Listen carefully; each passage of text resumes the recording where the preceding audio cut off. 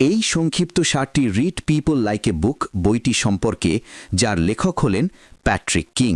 এই বইয়ে আপনি মানুষের আচরণের ধরন বা প্যাটার্ন, কিভাবে বডি ল্যাঙ্গুয়েজ এবং মুখের অভিব্যক্তি বুঝতে হয়, মানুষের সিদ্ধান্তের পেছনের মোটিভেশন বা চালিকা শক্তি, ম্যাসলোর চাহিদার সোপান তত্ত্ব এবং মানুষ তাদের ইগো বা অহংকে রক্ষা করার জন্য যেসব ডিফেন্স মেকানিজম ব্যবহার করে সে সম্পর্কে বিস্তারিত জানতে পারবেন। বুক বাংলাতে আমরা চেষ্টা করি আপনাদের সামনে বইয়ে সবচেয়ে গুরুত্বপূর্ণ শিক্ষা সহজ ভাষায় তুলে ধরতে। এখন চলুন ধীরে ধীরে বইটির মূল ধারণাগুলো জানতে শুরু করি। প্রতিটি মানুষেরই চিন্তা করার, বোঝার এবং আচরণ করার একটি নির্দিষ্ট ধরন বা প্যাটার্ন থাকে।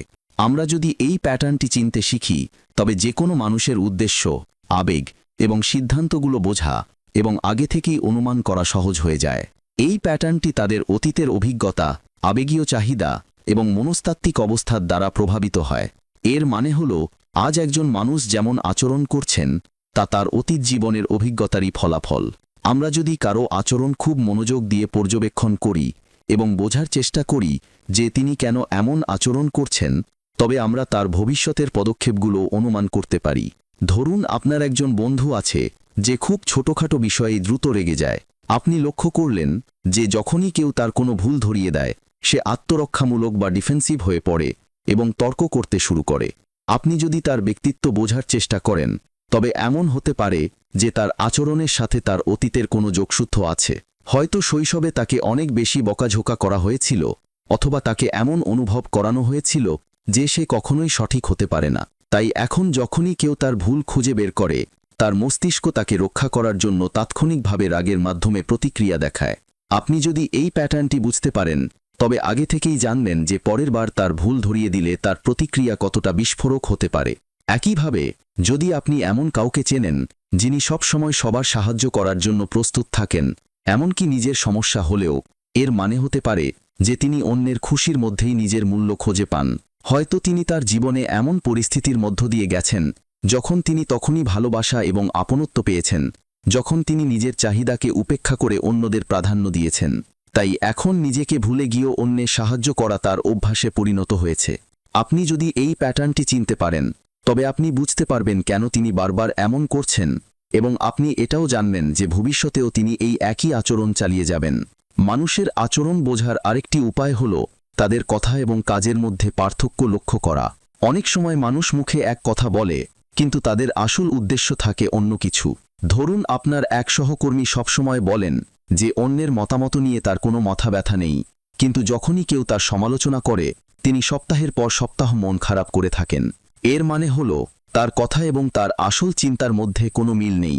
তিনি আসলে নিজেকে এমনভাবে দেখাতে চান যেন তিনি খুব শক্ত মনের মানুষ, কিন্তু বাস্তবে অন্যের মতামত তাকে গভীরভাবে প্রভাবিত করে। আপনি যদি এই প্যাটার্নটি বুঝতে পারেন, তবে আগে থেকেই জানবেন যে কেউ আবার সমালোচনা করলে তিনি আবার বিচলিত হয়ে পড়বেন। মানুষের আচরণ বিশ্লেষণ করার সময়ে আমাদের এটাও দেখতে হবে যে তারা ভিন্ন ভিন্ন পরিস্থিতিতে কেমন প্রতিক্রিয়া দেখায়। উদাহরণস্বরূপ, যে ব্যক্তি তার বন্ধুদের সাথে খুব মজা করেন এবং খোলা মনের পরিচয় দেন, কিন্তু কাজের পরিবেশে বা অফিসে অত্যন্ত শান্ত এবং গম্ভীর হয়ে যান, এর মানে হতে পারে যে তিনি পরিবেশ অনুযায়ী নিজেকে মানিয়ে নিতে খুব দক্ষ। কিন্তু যদি কোনো ব্যক্তি সব জায়গায় একই রকম আচরণ করেন, যেমন সবসময় খুব গম্ভীর থাকা বা সবসময়ই মজা করা, তবে এর মানে হল তার এই আচরণ তার ভেতরের ব্যক্তিত্ব বা পার্সোনালিটির সাথে যুক্ত, শুধু পরিবেশের সাথে নয়। অনেক সময় মানুষ অন্যদের প্রভাবিত করার জন্য একটি নকল ব্যক্তিত্ব বা ফেক পার্সোনালিটি তৈরি করে, কিন্তু আপনি যদি তাদের আচরণ মনোযোগ দিয়ে দেখেন, তবে তাদের আসল ব্যক্তিত্ব চিনতে ফেলতে পারবেন।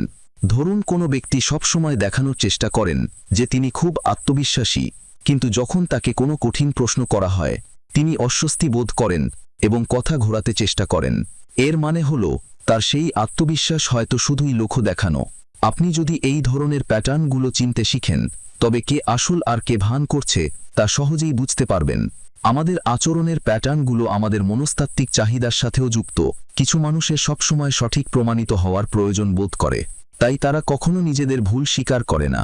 কিছু মানুষের সবসময় মনোযোগ বা অ্যাটেনশন দরকার হয়, তাই তারা বারবার এমন কিছু করেন যাতে মানুষ তাদের দিকে তাকায়। কিছু মানুষ নিয়ন্ত্রণ বা কন্ট্রোল পছন্দ করেন, তাই তারা সবকিছুর ওপর নিজের হুকুম চালানোর চেষ্টা করেন। কোনো মানুষের জন্য কোন চাহিদাটি সবচেয়ে গুরুত্বপূর্ণ তা যদি আপনি বুঝতে পারেন, তবে তিনি কেমন আচরণ করবেন সেটাও আপনি অনুমান করতে পারবেন। এখন ভাবুন তো, আপনি যদি এমন কাউকে চেনেন যে কোনো গ্রুপে বা আড্ডায় সবসময় আগে নিজের কথা বলতে চান, তবে এটি দেখায় যে তার সবচেয়ে বেশি মনোযোগ পাওয়ার চাহিদা রয়েছে। এখন যদি অন্য কেউ তার চেয়ে বেশি কথা বলতে শুরু করে, তবে সম্ভাবনা আছে যে তিনি অস্বস্তি বোধ করবেন এবং যে কোনো উপায়ে আবার সবার মনোযোগ নিজের দিকে টেনে আনার চেষ্টা করবেন। আপনি যদি এই প্যাটার্নটি চিনে ফেলেন, তবে ভবিষ্যতে তিনি কেমন প্রতিক্রিয়া দেখাবেন তা বুঝতে আপনার কোনো অসুবিধা হবে না। আচরণের প্যাটার্ন বোঝার আরেকটি উপায় হল মানুষের সিদ্ধান্তগুলো বিশ্লেষণ করা। যখনই কেউ কোনো বড় সিদ্ধান্ত নেয়, তা কেবল তাৎক্ষণিক পরিস্থিতির ওপর নির্ভর করে না, বরং তার অতীতের অভিজ্ঞতা, তার ভয় এবং তার আকাঙ্ক্ষাও এতে বড় ভূমিকা রাখে। ধরুন কোনো ব্যক্তি প্রতিবার নতুন কোনো সুযোগ পেলেই তা ফিরিয়ে দেন, কারণ তিনি মনে করেন সেখানে ব্যর্থ হওয়ার ঝুঁকি আছে। হয়তো তার এই ভয় তার অতীত জীবনের সাথে জড়িত, যেখানে তিনি হয়তো কোনো বড় ঝুঁকি নিয়েছিলেন এবং ব্যর্থ হয়েছিলেন, তাই এখন তিনি যে কোনো ঝুঁকি এড়িয়ে চলতে চান। আপনি যদি এই প্যাটার্নটি চিনতে পারেন, তবে আগে থেকেই ভবিষ্যৎবাণী করতে পারবেন যে এই ব্যক্তি ভবিষ্যতেও ঝুঁকি এড়িয়ে চলবেন। একইভাবে, যদি কোনো ব্যক্তি সবসময় চিন্তাভাবনা না করেই যে কোনো সুযোগ লুফে নিনে এবং চটজলদি সিদ্ধান্ত নেন, তবে এটিও একটি প্যাটার্ন হতে পারে। হয়তো তিনি তার জীবনে শিখেছেন যে সুযোগ দ্রুত লুফে নেওয়াই সফলতার চাবিকাঠি, তাই তিনি খুব একটা না ভেবেই সবসময় নতুন সুযোগ গ্রহণ করতে প্রস্তুত থাকেন। মানুষের আচরণ বোঝা শুধুমাত্র তাদের সম্পর্কে জানতেই সাহায্য করে না, বরং এর মাধ্যমে আমরা আমাদের সম্পর্কগুলোকেও উন্নত করতে পারি।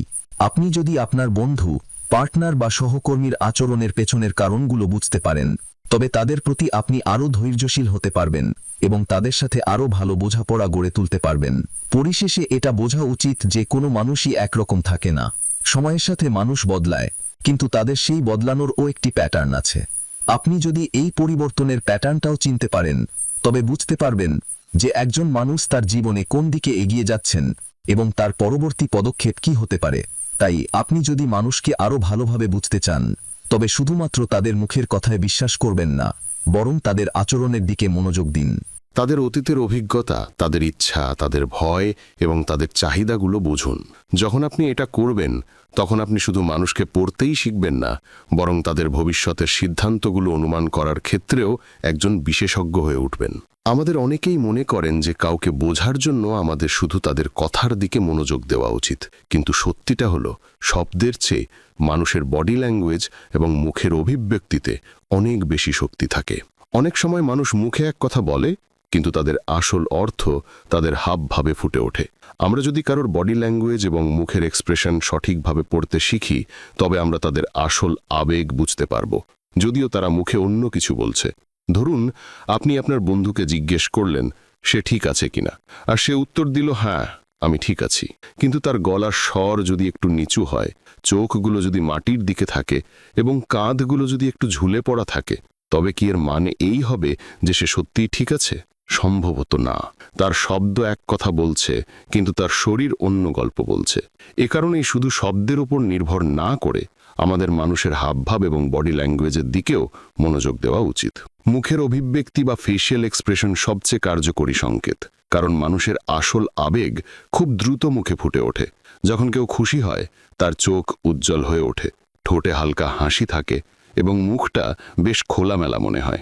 অন্যদিকে যখন কেউ দুঃখী হয়, তার চোখে একটু ভারী ভাব থাকে, ভ্রুগুলো একটু ঝুলে থাকে এবং ঠোঁট শক্ত দেখায়। ভয়, রাগ, বিস্ময় বা উদ্বেগ, প্রতিটি আবেগেরই আলাদা অভিব্যক্তি থাকে, এবং আমরা যদি এটা বুঝতে শুরু করি, তবে যে কোনো মানুষের মনের অবস্থা সম্পর্কে আমরা ধারণা পেতে পারি। এখন ধরুন, আপনার অফিসের এক সহকর্মী সবসময় বলেন যে কারো সাথে তার কোনো সমস্যা নেই, কিন্তু যখনই কোনো নির্দিষ্ট ব্যক্তি রুমে প্রবেশ করেন, তার বডি ল্যাঙ্গুয়েজ বদলে যায়। তার মুখ কিছুটা শক্ত হয়ে যায়, তিনি চোখের দিকে তাকানো বা আই কন্ট্যাক্ট এড়িয়ে যান এবং তার হাতগুলো অজান্তেই মুষ্টিবদ্ধ হয়ে যায়। এখান থেকে এটা বুঝতে আপনার দেরি হবে না যে ওই ব্যক্তির সাথে তার আসলে কোনো সমস্যা আছে, যদিও তিনি মুখে তা অস্বীকার করছেন। বডি ল্যাঙ্গুয়েজের অন্যান্য সংকেতের মধ্যে রয়েছে মানুষের অঙ্গভঙ্গি এবং বসার ভঙ্গি। উদাহরণস্বরূপ, যখন কোনো ব্যক্তি কোনো আলোচনায় আগ্রহ পাচ্ছেন, তখন তার শরীর সামনের দিকে ঝুঁকে থাকে, তার চোখ বক্তা বা বিষয়ের দিকে নিবদ্ধ থাকে এবং তার ভ্রু সামান্য ওপরে তোলা থাকে। কিন্তু যদি কেউ বিরক্ত হন বা বোর ফিল করেন, তবে তারা পিঠ হেলিয়ে বসেন, চোখ এদিক সেদিক ঘুরতে থাকে এবং তাদের হাত হয়তো এমনভাবে কোথাও রাখা থাকে যা দেখে মনে হয় তারা শুধু সময় পার করছেন। এখন কল্পনা করুন আপনি কারো সাথে কথা বলছেন এবং তিনি ক্রমাগত পা নাচাচ্ছেন, বারবার ঘড়ির দিকে তাকাচ্ছেন বা বারবার ফোন চেক করছেন। এর মানে কি হতে পারে? এটি সরাসরি ইঙ্গিত হতে পারে যে ওই ব্যক্তি অস্থির বোধ করছেন বা আলোচনায় খুব একটা আগ্রহ পাচ্ছেন না। এই ধরনের ছোট ছোট সংকেত আমাদের বলে দিতে পারে যে সামনের মানুষটি আসলে কি অনুভব করছেন। অনেক সময় মানুষ তাদের আবেগ লুকানোর চেষ্টা করে, কিন্তু তাদের শরীর থেকে কোনো না কোনো সংকেত বের হয়েই আসে। উদাহরণস্বরূপ, যখন কেউ মিথ্যে বলে, তারা সাধারণত চোখের দিকে তাকানো বা আই কন্ট্যাক্ট এড়িয়ে চলে, বারবার তাদের নাক বা মুখ স্পর্শ করে, অথবা তাদের গলার স্বরে সামান্য পরিবর্তন আসে। আপনি যদি এই সংকেতগুলো ধরতে শুরু করেন, তবে আপনি চিনতে পারবেন কখন কেউ সত্য বলছে আর কখন বলছে না। তবে এটাও বোঝা জরুরি যে শুধুমাত্র একটি সংকেত দেখে কোনো সিদ্ধান্তে পৌঁছানো ঠিক হবে না। কারো চোখ নিচের দিকে আছে মানে এই নয় যে সে নিশ্চিতভাবে দুঃখী। হতে পারে সে শুধু ক্লান্ত। কেউ হাত ভাঁজ করে বা ক্রস করে দাঁড়িয়ে আছে মানে এই নয় যে সে আপনার ওপর রেগে আছে। হতে পারে তার ঠান্ডা লাগছে। তাই আমাদের সব সময় প্রেক্ষাপট বা কনটেক্সট মনে রাখা উচিত। যদি কোনো ব্যক্তি কথা বলার সময় ক্রমাগত রক্ষণাত্মক বা ডিফেন্সিভ ভঙ্গিতে থাকেন, তবে দেখতে হবে এটা কি তার স্বভাবের অংশ নাকি সে কোনো নির্দিষ্ট পরিস্থিতিতে এমন করছেন। এছাড়া বডি ল্যাঙ্গুয়েজ পড়ার সময় আমাদের সংকেতগুলোর একটি দল বা ক্লাস্টার খোঁজা উচিত। শুধুমাত্র একটি লক্ষণ দেখে সিদ্ধান্ত নেওয়া ঠিক নয়। উদাহরণস্বরূপ, যদি কেউ হাত ভাঁজ করে দাঁড়িয়ে থাকে, তার মানে এই নয় যে সে অভদ্র বা রাগী। কিন্তু যদি এর সাথে তার ভ্রু কোঁচকানো থাকে, ঠোঁট একটু শক্ত থাকে এবং শরীর কিছুটা পেছনের দিকে হেলানো থাকে, তবে এই সংকেতগুলো একসাথে মিলে এটা বোঝাতে পারে যে ওই ব্যক্তি আসলে কোনো বিষয়ে রাগান্বিত বা ডিফেন্সিভ বোধ করছেন। এখন আরেকটি উদাহরণ নেওয়া যাক। ধরুন কোনো ব্যক্তি আপনার সাথে কথা বলছেন এবং মাঝে মাঝে হাসছেন, কিন্তু সেই খুশি তার চোখে প্রতিফলিত হচ্ছে না। তার হাসিটা শুধু ঠোঁটের কোণায় সীমাবদ্ধ। চোখগুলো কিছুটা ক্লান্ত দেখাচ্ছে এবং তিনি বারবার তার ঘাড় স্পর্শ করছেন। এর মানে হতে পারে যে তিনি লোক দেখানো হাসি হাসছেন, কিন্তু ভেতরে ভেতরে তিনি বিরক্ত বা অস্বস্তি বোধ করছেন। মানুষকে পড়ার এই শিল্প শুধু পেশাগত জীবনেই নয়, ব্যক্তিগত জীবনেও খুব উপকারী। ধরুন আপনি কোনো মিটিংয়ে আছেন এবং আপনার বস বললেন যে আপনার প্রজেক্ট রিপোর্ট তিনি পছন্দ করেছেন, কিন্তু তার মুখে খুশির বদলে হালকা বিরক্তি দেখা যাচ্ছে এবং তার হাতগুলো টেবিলে প্রাণহীনভাবে পড়ে আছে। এর মানে হতে পারে যে তিনি শুধু আনুষ্ঠানিকতা রক্ষা করছেন, কিন্তু আসলে রিপোর্ট নিয়ে সন্তুষ্ট নন। আপনি যদি এই সংকেতটা ধরতে পারেন, তবে আপনি সময় মতো রিপোর্টে উন্নতি করতে পারবেন এবং ভবিষ্যতে আরও ভালো প্রভাব ফেলতে পারবেন। বডি ল্যাঙ্গুয়েজ এবং মুখের অভিব্যক্তি পড়ার আরেকটা বড় সুবিধা হলো এটি আমাদের কারো সততা যাচাই করতে সাহায্য করে। ধরুন কোনো ব্যক্তি আপনাকে বলছেন যে তিনি কোনো ভুল করেননি, কিন্তু কথা বলার সময় তার গলার স্বরে দ্বিধা আছে, তিনি বারবার চোখ ঘোরাচ্ছেন এবং তার হাতের আঙুলগুলো একে অপরের সাথে ঘষা খাচ্ছে। এই সংকেতগুলো বলে দিতে পারে যে তিনি সম্পূর্ণ সত্য বলছেন না। বডি ল্যাঙ্গুয়েজ পড়া একটি আর্ট এবং এটি ধীরে ধীরে অনুশীলনের মাধ্যমেই আয়ত্ত করা যায়। যদি আপনি দৈনন্দিন জীবনে মানুষের অঙ্গভঙ্গি এবং মুখের অভিব্যক্তির দিকে মনোযোগ দিতে শুরু করেন, তবে ধীরে ধীরে বুঝতে পারবেন কোন সংকেত কী নির্দেশ করে। সবশেষে এটা বোঝা জরুরি যে প্রতিটি মানুষ আলাদা এবং কারো বডি ল্যাঙ্গুয়েজ পড়ার সবচেয়ে ভালো উপায় হলো প্রথমে তাদের স্বাভাবিক অভ্যাসগুলো লক্ষ্য করা।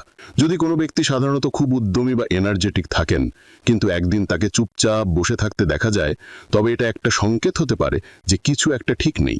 একইভাবে যে ব্যক্তি সবসময় শান্ত থাকেন, তিনি যদি হঠাৎ খুব বেশি অঙ্গভঙ্গি দেখাতে শুরু করেন, তবে এটাও অস্বাভাবিক হতে পারে।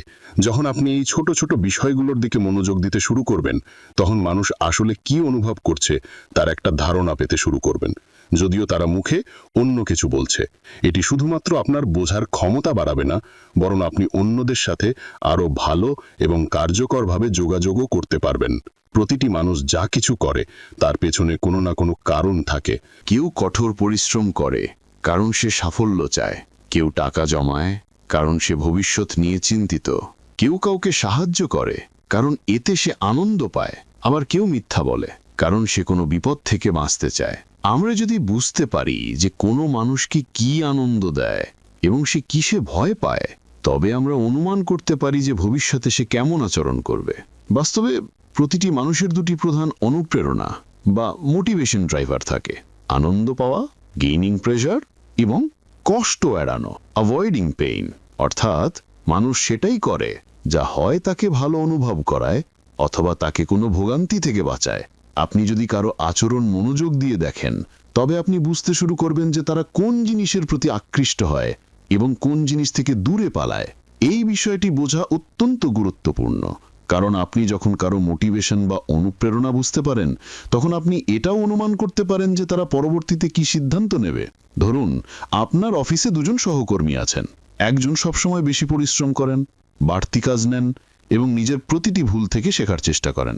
অন্যজন সবসময় ন্যূনতম কাজ করতে চান, ঝুঁকি নেওয়া এড়িয়ে চলেন এবং যে কোনো নতুন দায়িত্ব থেকে দূরে পালান। এই দুজনের আচরণের মধ্যে এত বড় পার্থক্য কেন? প্রথম ব্যক্তি সাফল্য থেকে আনন্দ পান, হয়তো তিনি প্রমোশন চান অথবা কাজের মাধ্যমে নিজের পরিচিতি তৈরি করতে চান। তিনি মনে করেন যে বেশি পরিশ্রম করলে তিনি সেই কাঙ্ক্ষিত আনন্দ পাবেন। অন্যদিকে দ্বিতীয় ব্যক্তি ব্যর্থতার ভয়ে পরিচালিত হন।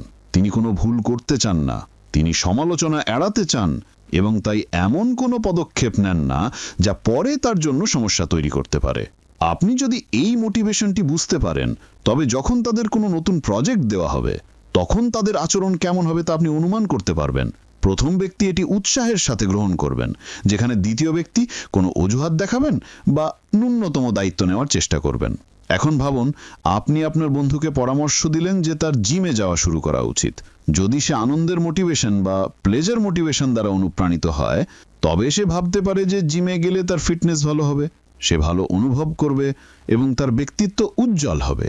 আর যদি সে কষ্ট এড়ানোর মোটিভেশন বা পেইন অ্যাভয়েডেন্স মোটিভেশন দ্বারা অনুপ্রাণিত হয়, তবে সে ভাববে যে জিমে গেলে সে রোগবালাই থেকে বাঁচতে পারবে, তার স্থূলতার সমস্যা হবে না এবং ভবিষ্যতে স্বাস্থ্যজনিত ঝামেলা থেকে দূরে থাকবে। দুজনেই হয়তো জিমে যাবে, কিন্তু তাদের কারণ হবে ভিন্ন। একজন এতে আনন্দ দেখবে আর একজন বিপদ এড়ানোর উপায়। একইভাবে যদি কোনো ব্যক্তি সবসময় দ্রুত রেগে যায়, তবে এটা বোঝা জরুরি যে তার রাগের সাথেও কোনো না কোনো মোটিভেশন যুক্ত আছে। হয়তো শৈশবে তাকে বারবার নিজের কথা প্রমাণ করতে হয়েছে এবং এখন সে প্রতিটি তর্কে নিজেকে সঠিক প্রমাণ করার চেষ্টা করে, যাতে তাকে আর সেই সংগ্রামের মুখোমুখি হতে না হয়। অথবা হতে পারে সে তার আত্মসম্মান নিয়ে খুব চিন্তিত এবং যখনই তার মনে হয় কেউ তার সম্মান কমাচ্ছে, সে রাগের মাধ্যমে প্রতিক্রিয়া দেখায়। আপনি যদি তার রাগের পেছনের কারণ বুঝতে পারেন, তবে আপনি এটাও বুঝতে পারবেন যে কোন পরিস্থিতিতে সে রেগে যাবে এবং কিভাবে তাকে শান্ত করা যেতে পারে। মানুষের ভয়ও তাদের আচরণকে প্রভাবিত করে। কিছু মানুষ সমাজে তাদের ইমেজ বা ভাবমূর্তি নিয়ে খুব সতর্ক থাকেন, কারণ তাদের প্রত্যাখ্যান বা রিজেকশনের ভয় থাকে। এমন লোকেরা সব সময় নিশ্চিত করেন যে তারা সঠিক পোশাক পরেছেন, সঠিক শব্দ বলছেন এবং যে কোনো সামাজিক ভুল এড়িয়ে চলছেন। অন্যদিকে কিছু মানুষ টাকা পয়সা নিয়ে খুব সাবধানী হন, কারণ তাদের দারিদ্র্যের ভয় থাকে। এমন লোকেরা সবসময় সঞ্চয়ের উপর মনোযোগ দেন, বেশি খরচ করা এড়িয়ে চলেন এবং কখনোই অপ্রয়োজনীয় জিনিসে টাকা লাগান না। যদি আপনি বুঝতে পারেন যে একজন ব্যক্তির ভয়গুলো কি, তবে আপনি তার সিদ্ধান্তগুলো অনুমান করতে পারবেন। ধরুন, আপনার এক বন্ধু সম্পর্কের ক্ষেত্রে সবসময় খুব সতর্ক। সে কাউকে চট করে বিশ্বাস করে না, খুব একটা খোলামেলা হয় না এবং যে কোনো নতুন সম্পর্কে শুরু করার আগে অনেক বেশি চিন্তা করে। হয়তো কোনো পুরনো সম্পর্কে সে খুব বাজেভাবে ভেঙে পড়েছিল এবং এখন সে আর সেই কষ্ট সহ্য করতে চায় না। তাই সে যে কোনো সম্পর্ক শুরু করার আগে সব দিক বিবেচনা করে, যাতে তাকে আর ভোগান্তির মধ্যে দিয়ে যেতে না হয়। আপনি যদি বুঝতে পারেন যে তার এই আচরণ কষ্ট এড়ানোর জন্য, তবে আপনি এটাও বুঝতে পারবেন তাকে বিশ্বাস করাতে হলে কি করতে হবে। একইভাবে কিছু মানুষ শো অফ বা লোক দেখানো আচরণের উপর খুব মনোযোগ দেন। তারা সবসময় দামি জিনিস কেনেন, সোশ্যাল মিডিয়ায় নিজেদের ভালো ছবি আপলোড করেন এবং নিজেদের সাফল্যকে বাড়িয়ে দেখায়। আপনি যদি তাদের মোটিভেশন দেখেন, তবে এর মধ্যেও আনন্দ এবং কষ্টের খেলা আছে। হয়তো তারা প্রশংসা এবং স্বীকৃতি থেকে আনন্দ পায়, তাই তারা তাদের লাইফস্টাইল এমনভাবে তৈরি করে যাতে মানুষ তাদের প্রশংসা করে। অথবা হতে পারে তাদের মনে ভয় আছে যে তারা যদি সাধারণ দেখায়, তবে মানুষ তাদের কম গুরুত্ব দেবে। এই ভয় থেকে বাঁচতে তারা সব সময় নিজেদের স্ট্যাটাস উঁচুতে দেখাতে চেষ্টা করে। এখন ভাবুন, আপনি যদি কোনো কাস্টমারের সাথে ডিল করেন, তবে এটা জানা কি জরুরি নয় যে সে কোনটি দ্বারা প্রভাবিত হয়? যদি কোনো কাস্টমার সেই জিনিস কেনে যা তাকে আনন্দ দেবে, তবে আপনাকে তাকে বলতে হবে যে আপনার পণ্যটি তার জীবনকে কতটা উন্নত করবে। কিন্তু যদি কোনো কাস্টমার শুধু ক্ষতি এড়াতে চায়, তবে আপনাকে তাকে বোঝাতে হবে যে এই পণ্যটি না কিনলে তার কি ক্ষতি হতে পারে। বাচ্চাদের দিকেই তাকান। যখন কোনো বাচ্চা পড়াশুনো করে, সে হয় এই চিন্তাই করে যে ভালো নম্বর পেলে তার প্রশংসা হবে, আনন্দ, অথবা এই ভয়ও করে যে ফেল করলে তাকে শাস্তি পেতে হবে, কষ্ট এড়ানো। অর্থাৎ তার মোটিভেশন হয় আনন্দ, নয়তো কষ্ট থেকে সুরক্ষা। বাবা মা যদি বুঝতে পারেন যে তাদের সন্তান কোন মোটিভেশনে বেশি অনুপ্রাণিত হয়, তবে তারা তাকে সঠিক উপায়ে পড়াশোনার জন্য উৎসাহিত করতে পারেন। আমাদের সিদ্ধান্তগুলো এই মোটিভেশনের উপর ভিত্তি করেই চলে। একজন মানুষ নতুন চাকরি নিতে পারে কারণ তাতে সে বেশি টাকা পাবে, এটি আনন্দ বা প্লেজার, অথবা সে নিতে পারে কারণ সে তার পুরনো চাকরিতে বিরক্ত হয়ে গেছে, এটি কষ্ট এড়ানো বা পেইন অ্যাভয়েডেন্স। একজন মানুষ বিয়ে করতে পারে কারণ তার একজন সঙ্গীর প্রয়োজন, এটি আনন্দ, অথবা এই কারণে যে সে একাকিত্বকে ভয় পায়, এটি কষ্ট এড়ানো। আপনি যদি বুঝতে পারেন যে কারো জীবন কোন জিনিস দ্বারা চালিত হচ্ছে, সুখের আকাঙ্ক্ষা নাকি কষ্ট এড়ানোর চেষ্টা, তবে আপনি তার পরের নেওয়া পদক্ষেপগুলো অনুমান করতে পারবেন। আপনি দেখতে পারবেন যে সে কোন পরিস্থিতিতে কেমন আচরণ করবে, কি সিদ্ধান্ত নেবে এবং কোন বিষয়গুলোর দ্বারা সবচেয়ে বেশি প্রভাবিত হবে। যখন আপনি এই স্তরে মানুষকে বুঝতে শুরু করবেন, তখন আপনার নিজের যোগাযোগ এবং সম্পর্ক গড়ার ক্ষমতা অনেক শক্তিশালী হবে। প্রতিটি মানুষের চাহিদা আলাদা, কিন্তু যদি মনোযোগ দিয়ে দেখা হয়, তবে এই চাহিদাগুলো একটি নির্দিষ্ট ক্রম বা অর্ডারে চলে। কিছু মানুষের সবচেয়ে বড় চিন্তা হলো টাকা উপার্জন করা এবং তাদের মৌলিক চাহিদাগুলো পূরণ করা, যেখানে কিছু মানুষ ভালোবাসা এবং সম্পর্কের প্রতি বেশি আগ্রহী। আবার কিছু মানুষ তাদের ক্যারিয়ার, পরিচিতি এবং আত্মসম্মানকে সবার উপরে রাখেন। একজন মানুষ কোন স্তরে আছেন তা বোঝা মানে জানতে সাহায্য করে যে তিনি কোন বিষয়গুলোর দ্বারা সবচেয়ে বেশি অনুপ্রাণিত হবেন এবং তার আচরণ কেমন হবে। মনোবিজ্ঞানী অ্যাব্রাহাম মাসলো এটি আরও ভালোভাবে বোঝানোর জন্য চাহিদার একটা ক্রম তৈরি করেছেন, যাকে মাসলোর হায়ারার্কি অফ নিডস বলা হয়। এতে মানুষের চাহিদাকে 5টি স্তরে ভাগ করা হয়েছে। সবচেয়ে নিচের চাহিদাগুলো হলো সবচেয়ে মৌলিক, এবং একজন ব্যক্তি যখন এই চাহিদাগুলো পূরণ করেন তখন তিনি পরবর্তী স্তরের দিকে অগ্রসর হন। আপনি যদি চিনতে পারেন যে একজন ব্যক্তি এই মইয়ের কোথায় দাঁড়িয়ে আছেন, তবে আপনি এটাও বুঝতে পারবেন যে তিনি কোনটির দ্বারা সবচেয়ে বেশি প্রভাবিত হবেন এবং ভবিষ্যতে কিভাবে সিদ্ধান্ত নেবেন। প্রথম স্তরটি হলো শারীরিক চাহিদা বা ফিজিওলজিক্যাল নিডস। এতে খাবার, পানি, ঘুম এবং মৌলিক আরামের মতো বিষয়গুলো অন্তর্ভুক্ত। যদি কোনো ব্যক্তির এই মৌলিক চাহিদাগুলো পূরণ না হয়, তবে তার পুরো মনোযোগ এই বিষয়গুলোর ওপরই থাকবে। উদাহরণস্বরূপ, যদি কোনো ব্যক্তি বেকার হন এবং তার কাছে টাকা না থাকে, তবে তার সবচেয়ে বড় দুশ্চিন্তা হবে কিভাবে তিনি তার দৈনন্দিন প্রয়োজন মেটাবেন। এই সময় সম্পর্ক বা আত্মসম্মানের মতো বিষয় নিয়ে তার মাথা ব্যথা থাকবে না, কারণ তার মস্তিষ্ক আগে এটি নিশ্চিত করবে যে তিনি বেঁচে থাকতে পারেন। এখন ভাবুন, যদি কোনো মানুষ খাবারের জন্য সংগ্রাম করছে আর আপনি তাকে বলেন তার আত্ম উন্নয়ন বা সেলফ ডেভেলপমেন্টে মনোযোগ দেওয়া উচিত, তবে কি সে এটি গুরুত্বের সাথে নেবে? সম্ভবত না, কারণ তার প্রায়োরিটি এখন শুধু পেটের ক্ষুধা মেটানো। এ কারণেই যখন আমরা কারো সাথে কথা বলি, তখন আমাদের আগে দেখতে হবে তার চাহিদাগুলো কোন স্তরের। যদি কোনো মানুষ মৌলিক চাহিদা মেটাতেই ব্যস্ত থাকে, তবে তাকে কোনো বড় অনুপ্রেরণার কথা বলার আগে তার বর্তমান পরিস্থিতি বোঝা জরুরি। দ্বিতীয় স্তরটি হল নিরাপত্তার চাহিদা। এতে চাকরি, স্থায়িত্ব, একটি ঘর, স্বাস্থ্য এবং ভবিষ্যতে সুরক্ষার মতো বিষয় আসে। যদি কোনো ব্যক্তির শারীরিক চাহিদাগুলো পূরণ হয়ে যায়, তবে এখন সে তার জীবনে স্থিতিশীলতা চায়। উদাহরণস্বরূপ, যদি কোনো ব্যক্তি চাকরি করছেন কিন্তু তার মনে সারাক্ষণ চাকরি হারানোর ভয় থাকে, তবে তার চিন্তা টাকার বাইরে গিয়ে নিরাপত্তার দিকে চলে যায়। তিনি এমন সিদ্ধান্ত নেবেন যা তাকে বেশি স্থিতিশীলতা এবং নিরাপত্তা দেয়, এমনকি যদি তিনি বড় সুযোগগুলো গ্রহণ নাও করেন। এখন আপনি যদি এমন কাউকে দেখেন যিনি খুব নিরাপদ বোধ করেন, তবে আপনি লক্ষ্য করবেন যে তিনি ঝুঁকি নিতে বেশি স্বাচ্ছন্দ্য বোধ করবেন। কিন্তু যদি কেউ সারাক্ষণ ভয়ে ভয়ে জীবনযাপন করেন, যেমন তিনি মনে করেন তার চাকরি যে কোনো সময় চলে যেতে পারে বা তার ঘর নিরাপদ নয়, তবে তার আচরণ ভিন্ন হবে। তিনি তার সিদ্ধান্তে সতর্কতা বজায় রাখবেন, পরিবর্তন এড়িয়ে চলবেন এবং এমন কোনো বিষয়ে আগ্রহ দেখাবেন না যা তার স্থিতিশীলতাকে হুমকির মুখে ফেলে। তৃতীয় স্তরটি হল সামাজিক চাহিদা বা ভালোবাসা এবং আপনত্ব।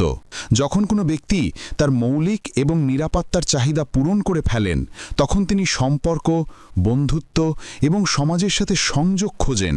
তিনি অনুভব করতে শুরু করেন যে শুধু টাকা এবং নিরাপত্তাই যথেষ্ট নয়, তার কারো সঙ্গেরও প্রয়োজন।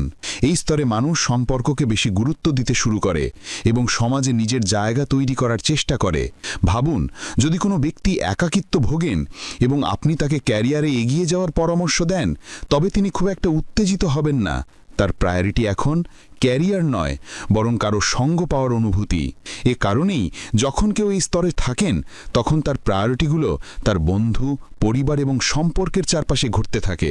এখন যদি আপনি এমন কাউকে দেখেন যিনি সবসময় মানুষের সাথে সময় কাটাতে পছন্দ করেন, তবে এটা বোঝা সহজ হয়ে যায় যে তিনি এই স্তরে আছেন। তিনি একা থাকতে পছন্দ করেন না এবং তার চাহিদাগুলো এমন সব জিনিসের সাথে যুক্ত যা তাকে আপনত্ব অনুভব করায়। যদি তিনি এই স্তরের চাহিদা পূরণ করতে না পারেন, তবে তিনি বিষণ্ণ বা অস্বস্তি বোধ করতে শুরু করবেন। চতুর্থ স্তরটি হল আত্মসম্মানের চাহিদা।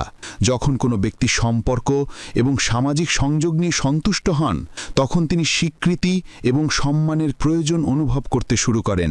তিনি এখন চান মানুষ তার প্রশংসা করুক, তার সাফল্যকে মেনে নেক এবং তাকে একজন গুরুত্বপূর্ণ ব্যক্তি হিসাবে দেখুক। এ কারণেই কিছু মানুষ সোশ্যাল মিডিয়ায় তাদের অর্জনগুলো দেখাতে আগ্রহী হন, কারণ এর মাধ্যমে তারা সম্মান এবং স্বীকৃতি পান। এই স্তরে মানুষ আরও বেশি পরিশ্রম করে তাদের ক্যারিয়ারে এগিয়ে যান, নতুন দক্ষতা শেখেন এবং তাদের যোগ্যতা প্রমাণ করার চেষ্টা করেন। যদি কোনো ব্যক্তি এই স্তরে থাকেন, তবে তাকে অনুপ্রাণিত করার সেরা উপায় হবে তাকে এটা অনুভব করানো যে তিনি মূল্যবান এবং তার অর্জনগুলো প্রশংসিত হচ্ছে। যদি আপনি এমন কাউকে দেখেন যিনি সবসময় তার কাজের প্রশংসা চান, তবে এর মানে হতে পারে যে তিনি আত্মসম্মানের চাহিদার স্তরে আছেন। তিনি শুনতে চান যে তিনি ভালো করেছেন, কারণ সেটাই তার অনুপ্রেরণা।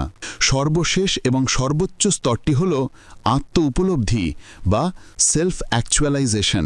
যখন কোনো ব্যক্তি তার জীবনের সম্মান এবং স্বীকৃতি পেয়ে যান, তখন তিনি নিজেকে আরও উন্নত করার চেষ্টা করতে শুরু করেন। তিনি শুধু টাকা, সম্পর্ক বা স্বীকৃতির পেছনে ছোটেন না, বরং কোনো মহৎ উদ্দেশ্যের জন্য নিজের জীবন যাপন করার চেষ্টা করেন। এমন লোকেরা তাদের ক্ষমতা বা প্রতিভাকে পুরোপুরি ব্যবহার করতে চান এবং সমাজে নতুন কিছু অবদান রাখতে চান। তারা শিল্প, বিজ্ঞান, উদ্ভাবন, সমাজসেবা এবং আত্ম উন্নয়নের মতো বিষয়ে আগ্রহ দেখাতে শুরু করেন। এখন ভাবুন, যদি কোনো ব্যক্তি এই স্তরে থাকেন এবং আপনি তার সাথে শুধু টাকা রোজগারের কথা বলেন, তবে এটি তাকে খুব একটা অনুপ্রাণিত করবে না, কারণ তার প্রায়োরিটি এখন বদলে গেছে। সে শুধু নিজের ভালোর কথা নয়, বরং সমাজ এবং পৃথিবী নিয়ে ভাবতে শুরু করেছে। যদি আপনি বুঝতে পারেন যে একজন ব্যক্তি মাসলোর এই চাহিদার মুইয়ের কোথায় দাঁড়িয়ে আছেন, তবে আপনি অনুমান করতে পারবেন যে তিনি কোন বিষয়গুলোর দ্বারা সবচেয়ে বেশি প্রভাবিত হবেন। যদি কারোর চাহিদা মৌলিক হয়, তবে তার নিরাপত্তা এবং স্থিতিশীলতা প্রয়োজন। যদি সে সম্পর্কের সন্ধানে থাকে, তবে তার আপনত্ব প্রয়োজন। যদি সে স্বীকৃতি চায়, তবে তার প্রশংসা প্রয়োজন। এবং যদি সে আত্ম উপলব্ধির স্তরে থাকে, তবে তার এমন কিছু প্রয়োজন যা তার জীবনকে একটি গভীর উদ্দেশ্যের সাথে যুক্ত করতে পারে। যখন আপনি আপনার দৈনন্দিন জীবনে এই মডেলটি ব্যবহার করতে শুরু করবেন, তখন আপনার জন্য মানুষকে বোঝা সহজ হয়ে যাবে। আপনি জানতে পারবেন কে কিসের দ্বারা অনুপ্রাণিত হবে, কে কেমন সিদ্ধান্ত নেবে এবং কাকে কোন উপায়ে অনুপ্রাণিত করা যেতে পারে। এটি শুধুমাত্র আপনার সম্পর্কগুলোকে মজবুত করবে না, বরং আপনি মানুষের সাথে আরও গভীর বোঝাপড়া গড়ে তুলতে পারবেন। প্রত্যেক মানুষের ভিতরে একটা অহম বা ইগো থাকে, যা তাকে নিজের সম্পর্কে ভালো অনুভব করতে এবং আত্মসম্মান বজায় রাখতে সাহায্য করে। যখনই কোনো কিছু আমাদের আত্মসম্মানে আঘাত করে বা আমাদের অনিরাপদ বোধ করায়, তখন আমাদের মস্তিষ্ক সেই কষ্ট থেকে আমাদের বাঁচানোর জন্য কিছু উপায় অবলম্বন করতে শুরু করে। এগুলোকে বলা হয় ডিফেন্স মেকানিজম। এগুলো আমাদের মানসিক এবং আবেগিকভাবে নিরাপদ রাখতে চেষ্টা করে, কিন্তু অনেক সময় আমরা নিজেরাও বুঝতে পারি না যে আমরা এগুলো ব্যবহার করছি। যদি আমরা চিনতে পারি যে একজন ব্যক্তি কিভাবে তার ইগো রক্ষা করছেন, তবে আমরা তার আসল আবেগ এবং ভয়গুলো বুঝতে পারব। ভাবুন, যদি কোনো ব্যক্তি বারবার তার ভুলগুলো এড়িয়ে যান এবং সব সময় অন্যদের দোষারোপ করেন, তবে এর মানে কি? হতে পারে তিনি তার ভুলগুলো স্বীকার করা থেকে পালাচ্ছেন, কারণ এটি তার আত্মসম্মানে আঘাত করতে পারে। তিনি ভাবতেই পারেন না যে তিনি ভুল করতে পারেন, তাই তার মস্তিষ্ক তাকে একটি সহজ পথ দেখায়: অন্যদের দোষ দেওয়া। এটি একটি ডিফেন্স মেকানিজম, যাকে প্রজেকশন বলা হয়, যেখানে মানুষ নিজের দুর্বলতাগুলো অন্যদের মধ্যে দেখতে শুরু করে। এখন ধরুন কোনো ব্যক্তি খুব রাগী, কিন্তু নিজেকে শান্ত এবং সংযত দেখানোর চেষ্টা করেন। যখনই কেউ তাকে বলে যে তিনি খুব বদরাগী, তিনি সাথে সাথে উত্তর দেন, আমি বদরাগী নই, তুমি নিজেই খুব খিটখিটে। এটিও প্রজেকশনের একটি উদাহরণ, কারণ তিনি নিজের নেতিবাচক আবেগকে স্বীকার না করে তা অন্যের ওপর চাপাচ্ছেন। আপনি যদি এই প্যাটার্নটি বুঝতে পারেন, তবে আপনি চিনতে পারবেন যে তার আসল ভয় হল তিনি নিজেকে একজন রাগী মানুষ হিসেবে মেনে নিতে ভয় পাচ্ছেন। আরেকটি সাধারণ ডিফেন্স মেকানিজম হল ডিনায়াল বা অস্বীকার করা। এতে ব্যক্তি কোনো সত্যকে মেনে নিতে অস্বীকার করেন, তা যতই স্পষ্ট হোক না কেন। ধরুন কোনো ব্যক্তি খুব বেশি খরচ করেন এবং ঋণে ডুবে গেছেন, কিন্তু যখনই কেউ তাকে এ বিষয়ে কিছু বলে, তিনি উত্তর দেন, আমার কোনো সমস্যা নেই, আমার সবকিছু নিয়ন্ত্রণে আছে। এটি হলো ডিনায়াল। তিনি সত্যকে দেখার বদলে তা উপেক্ষা করছেন, কারণ সত্য মেনে নেওয়া তার ইগোর জন্য কঠিন হতে পারে। অনেক সময় মানুষ র্যাশনালাইজেশন বা যুক্তি দেওয়ার আশ্রয় নেয়। এর মানে হল তারা তাদের ভুলের জন্য অজুহাত তৈরি করে যাতে তাদের খারাপ না লাগে। ধরুন কোনো ব্যক্তি একটি পরীক্ষায় ফেল করেছেন এবং বলছেন, এতে আমার কিছু যায় আসে না, এমনিতেও এই পরীক্ষাটা ফালতু ছিল। বাস্তবে তার যায় আসে, কিন্তু যদি তিনি এটি মেনে নেন, তবে তিনি হতাশা অনুভব করবেন। তাই তিনি নিজেকে বোঝাতে শুরু করেন যে পরীক্ষার কোনো গুরুত্বই ছিল না। এভাবেই তিনি তার ইগো বা অহমকে বাঁচানোর চেষ্টা করেন। আরেকটি আকর্ষণীয় ডিফেন্স মেকানিজম হল রিপ্রেশন বা অবদমন করা। এতে ব্যক্তি তার বেদনাদায়ক অভিজ্ঞতা বা আবেগগুলোকে তার অবচেতন মনে চেপে রাখেন, যাতে তাকে এগুলোর মোকাবেলা করতে না হয়। ধরুন কোনো শিশুকে শৈশবে অনেক বকাঝকা করা হয়েছে, কিন্তু বড় হওয়ার পর তার শৈশবের এই কথাগুলো মনেই নেই। এটি হয় কারণ তার মস্তিষ্ক এই তিক্ত স্মৃতিগুলোকে এত গভীরে চাপা দিয়ে রেখেছে যে সেগুলো আর ওপরের স্তরে আসে না। কিন্তু এই দমিত আবেগগুলো তবুও তার আচরণকে প্রভাবিত করতে পারে। হতে পারে তিনি সমালোচনাকে খুব ভয় পান বা সারাক্ষণ নিজেকে প্রমাণ করার চেষ্টা করেন। যদি আমরা বুঝতে পারি যে একজন ব্যক্তি তার মনের ভেতরে কোন জিনিসগুলো চেপে রাখছেন, তবে আমরা এটাও জানতে পারব যে তিনি কোন আসল ভয় বা কষ্টের সাথে লড়াই করছেন। রিগ্রেশন বা শিশুসুলভ আচরণ করাও একটি সাধারণ ডিফেন্স মেকানিজম। এতে মানুষ কোনো চাপপূর্ণ পরিস্থিতিতে নিজেকে নিরাপদ বোধ করানোর জন্য তার পুরনো শৈশবের আচরণের মতো আচরণ করতে শুরু করে। কখনো কখনো মানুষ খুব বিচলিত হলে হঠাৎ কাঁদতে শুরু করে বা এমন কোনো উপায় অবলম্বন করে যেটা তারা শৈশবে করত। উদাহরণস্বরূপ, যদি কোনো ব্যক্তি অফিসে খুব চাপের মধ্যে থাকেন এবং তিনি প্রতিটি ছোটখাটো বিষয়ে রেগে যেতে শুরু করেন বা খিটখিটে হয়ে যান, তবে হতে পারে তিনি রিগ্রেশন ব্যবহার করছেন। তার মস্তিষ্ক তাকে শৈশবের সেই অবস্থায় নিয়ে যাচ্ছে যখন তিনি তার রাগের মাধ্যমে মনোযোগ এবং সমর্থন পেতেন। অনেক সময় মানুষ ডিসপ্লেসমেন্ট বা আবেগ স্থানান্তরের আশ্রয় নেয়। এতে মানুষ তার আসল আবেগ সেই ব্যক্তির ওপর ঝাড়ে না যার ওপর সে বিরক্ত, বরং অন্য কারো ওপর ঝাড়ে দেয়। ধরুন কোনো ব্যক্তি অফিসে বসের কাছে বকা খেয়ে বাড়ি ফিরলেন, কিন্তু তিনি সেই রাগ তার পরিবার বা বন্ধুদের ওপর ঝাড়তে শুরু করলেন। তার আসল রাগ বসের ওপর, কিন্তু যেহেতু তিনি বসের ওপর রাগ দেখানোর সাহস করতে পারেন না, তাই তার মস্তিষ্ক তাকে একটি সহজ বিকল্প দেয়, কোনো দুর্বল বা নিরাপদ ব্যক্তির ওপর রাগ ঝাড়া। কিছু মানুষ সাবলিমেশন বা আবেগকে সৃজনশীল রূপে রূপান্তর করার ব্যবহার করেন, যা একটি পজিটিভ ডিফেন্স মেকানিজম। এতে ব্যক্তি তার নেতিবাচক আবেগগুলোকে কোনো সৃজনশীল বা উৎপাদনশীল কাজে বদলে ফেলেন। উদাহরণস্বরূপ, কোনো ব্যক্তি খুব বদরাগী হতে পারেন, কিন্তু যদি তিনি এই রাগ খেলাধুলা, ব্যায়াম বা শিল্পের কাজে লাগান, তবে তিনি এটি একটি ভালো উপায়ে প্রকাশ করতে পারেন। অনেক শিল্পী, লেখক এবং খেলোয়াড় তাদের আবেগকে সৃজনশীল কাজে রূপান্তর করে এই মেকানিজম ব্যবহার করেন।